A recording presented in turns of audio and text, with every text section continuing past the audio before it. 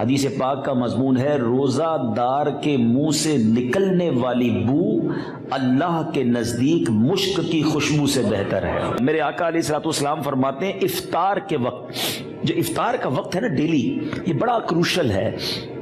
حدیث پاک کا مضمون ہے کہ روزانہ افطار کے وقت، رمضان میں روزانہ افطار کے وقت 1 ملین 10 لاکھ گناہ گار جہنم سے آزاد کر دیے جاتے ہیں۔ اب ذرا کیلکولیٹ کریں کہ اگر ہر روز افطار میں 10 لاکھ بخشے جا رہے ہیں تو اینڈ آف دی منتھ کتنے؟ اور صرف یہی نہیں، جب رمضان کی آخری رات آتی ہے، نبی پاک علیہ الصلوۃ والسلام فرماتے ہیں اللہ تعالیٰ فرشتوں سے سوال کرتا ہے، اے میرے فرشتوں ان لوگوں کے بارے میں کیا کہتے ہو جنہوں نے مزدوری پوری کی؟